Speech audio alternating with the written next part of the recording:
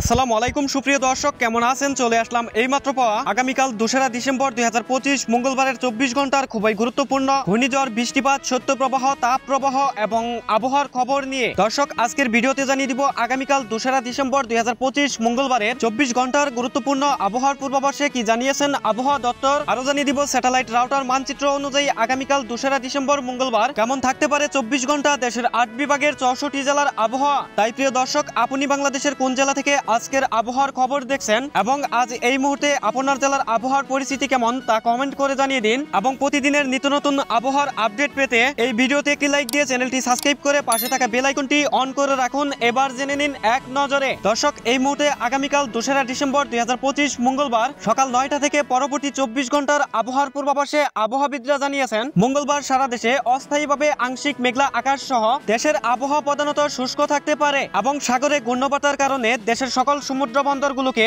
2 নম্বর দূরবর্তী হুঁশিয়ারি সতর্ক সংকেত দেখাতে বলা হয়েছে। দর্শক, এবার সরাসরি চলে আসলাম স্যাটেলাইট বায়ুমোর চিত্রে এবং বর্তমানে ঘূর্ণিঝড়টির অবস্থান দেখতে পাচ্ছি। আজ 1 ডিসেম্বর সোমবার দক্ষিণ পশ্চিম বঙ্গোপসাগর এবং চেন্নাইয়ের উপকূলবর্তী অঞ্চলে অবস্থান করছে এবং পরবর্তী দিন 2রা ডিসেম্বর মঙ্গলবার ঘূর্ণবাতাটি দুর্বল হয়ে ধীরে ধীরে সাগরের দিকে অগ্রসর হয়ে পরবর্তী 3-4 ডিসেম্বরের মধ্যে শান্ত হয়ে যাওয়ার সম্ভাবনা রয়েছে। এবং প্রিয় দর্শক, ঝড় বৃষ্টি স্যাটেলাইট পূর্বাভাস চিত্রে আসার পর দেখতে পাচ্ছি আজ 1 ডিসেম্বর সোমবার এবং আগামীকাল মঙ্গলবার 24 থেকে 48 ঘন্টায় দেশের কোথাও কোনো বৃষ্টিপাতের সম্ভাবনা নেই। এবং প্রিয় দর্শক, মেঘমালা পূর্বাভাস চিত্রে আসার পর দেখতে পাচ্ছি আজ 1 ডিসেম্বর সোমবার এবং আগামীকাল 2রা ডিসেম্বর মঙ্গলবার সারা বাংলার আকাশে হালকা আংশিক সাদা মেঘমালা থাকার সম্ভাবনা রয়েছে। তবে প্রিয় দর্শক, এই মেঘ থেকে কোনো বৃষ্টিপাতের সম্ভাবনা নেই। এবং প্রিয় দর্শক, কুয়াশা প্রবাহ স্যাটেলাইট চিত্রে আসার পর দেখতে পাচ্ছি আগামীকাল মঙ্গলবার ভোরের দিকে ঢাকা, রাজশাহী এবং ময়মনসিংহ বিভাগের 2-1 জায়গা এবং সিলেট, চট্টগ্রাম ও বরিশাল বিভাগের অধিকাংশ অঞ্চলে হালকা থেকে মাঝারি ধরনের কুয়াশা পড়ার সম্ভাবনা রয়েছে। এবং মঙ্গলবার মধ্যরাত থেকে শেষ রাতের দিকে খুলনা, বরিশাল, ঢাকা ও ময়মনসিংহ বিভাগের 2-1 জায়গা এবং সিলেট ও চট্টগ্রাম বিভাগের অধিকাংশ জায়গায় হালকা থেকে মাঝারি ধরনের কুয়াশা পড়ার সম্ভাবনা রয়েছে।